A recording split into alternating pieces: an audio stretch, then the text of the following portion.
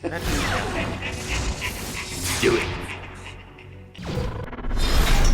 We would be honored if you would join us.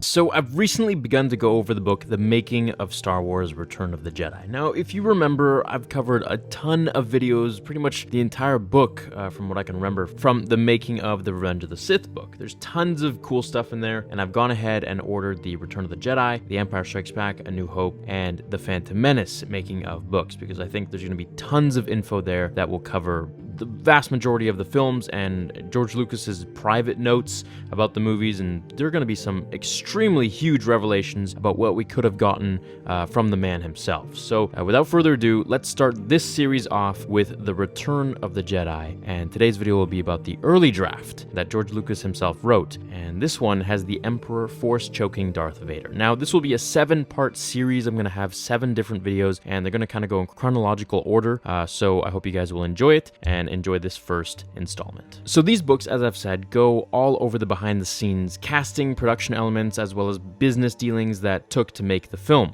But the book also reveals several of George's earlier treatments for the film. And I found some really interesting stuff of episode 6, which we could have gotten. Like, for instance, did you guys know that Coruscant was supposed to be in it? Except back then it was called Had Abaddon, and there were supposed to be 2 Death Stars. It's pretty cool if you think about it. That's just the beginning. So I'll be making, 7 videos, as I said, maybe even more than that, depending on how much more stuff I find. But so far, I've drafted out 7, and I think you guys are going to be blown away by this stuff. So let's begin. Star Wars Episode 6, Revenge of the Jedi, written by George Lucas, February 24th, 1981, rough draft summary. Now, for those who didn't know, Return of the Jedi was actually supposed to be called Revenge of the Jedi. The rough draft begins with the traditional roll-up. The rebellion is doomed. Spies loyal to the Old Republic have sent word of 2 new armored space stations under construction. A separate plan to destroy the dreaded Death Stars and end the tyranny of the Empire has been put into effect. A group of commandos, led by Princess Leia, has made its way into the very heart of the Galactic Empire in an attempt to land on a moon orbiting the dreaded Imperial capital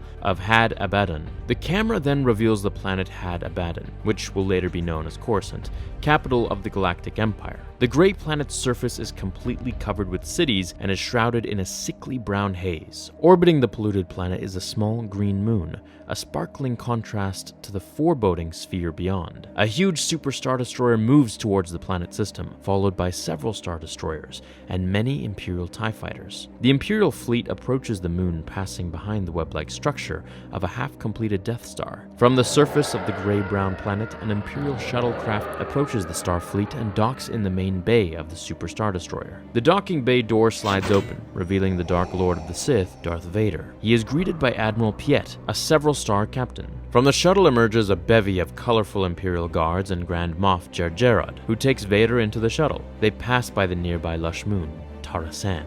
Jar Jar explains that it will be soon turned into a city planet as the capital needs more space. Vader remarks that there is probably a rebel base on the moon. Cut to Princess Leia and her team of rebel troopers in an Imperial transport. Using fake Imperial codes, they are given permission to land on the moon. On Had Abaddon, Vader and Moff Jar Jar walk down an ever-narrowing set of stairs that winds around in a circle. Steam obscures most of the environment, but finally they enter a very low-ceiling chamber, which looks out over a fuming lake of red-hot lava. It is a vision of hell. They walk out on a narrow causeway and approach a small, shrouded figure sitting on an island in the middle of the volcanic lake. This is the Emperor, supreme ruler of the Galactic Empire and master of the dark side of the Force. A huge shadow of the Malevolent is cast across one wall. Both Vader and Jar Jar kneel before him. The Emperor says, Lord Vader, you have been away from us far too long. You seem much weaker. I'm afraid that prolonged stay in the outer systems did not agree with you.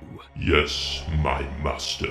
But we ask impossible things of you, don't we? Perhaps it is a time for a task less demanding. No, my master. I beg you. I have all but turned him to the dark side of the Force. Have you? We don't think so. Young Skywalker is more powerful now than before your feeble attempts to convert him. He must be destroyed. Destroyed! Do you hear? Master, you must give me... The Emperor raises his hand, and Vader's breathing suddenly stops. The Dark Lord struggles at his controls. Attempting to regain his air supply, he chokes. You are weak, more machine than man. You should be thankful we don't destroy you along with your troublesome offspring. Vader collapses on the floor and the Emperor lowers his hand. Your son has become stronger with the Force than you. It is as we have foreseen. Only we can destroy him now. Vader starts breathing again. Moff Jar Jar looks very nervous. Vader grabs his throat and rises to a kneeling position, struggling to catch his breath. We want you here. We will tolerate no more discussion on the subject. The boy is ours. Yes, forgive me, Master. Leave us. We have other matters to attend to. Vader exits the throne room and the elevator door silently closes behind him. As he passes the guards, they snap to attention. Vader doesn't notice. Moff Jar Jar is beckoned closer to the Emperor. He kneels on a step of the throne. Yes, Master. Watch him closely. Lord Vader is still strong enough to cloud his thoughts. We suspect his motives in trying to convert the boy, but in time, young Skywalker will embrace the dark side of the Force. And that's where I'm going to leave this episode for you today. Please let me know if you want me to continue. Obviously, I'm going to continue, but I want you to hit like, man. Just give me those likes, and I will continue this series. It's super interesting. It gets way more crazy from here, with Anakin returning in the end.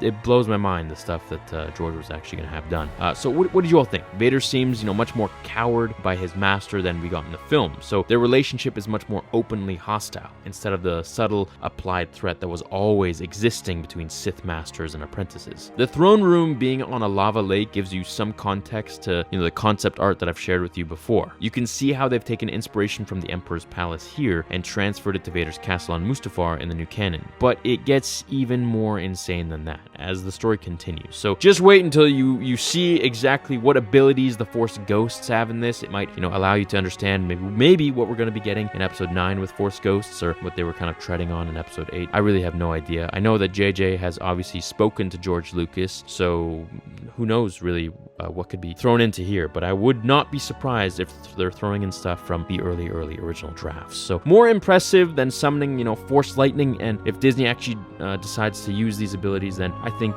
it's gonna be pretty cool. So perhaps, maybe we'll get more out of Luke Skywalker in episode 9 than we expect, and I really hope so, because my theory, and I'm gonna go off on a tangent here, my theory is that Luke hopefully will kind of come back like Gandalf the Grey, and I've said this for years now, that Luke, well, at least the year and a half since The Last Jedi has come out, you can look at some of my older videos where I basically said Luke is going to return like Gandalf the White.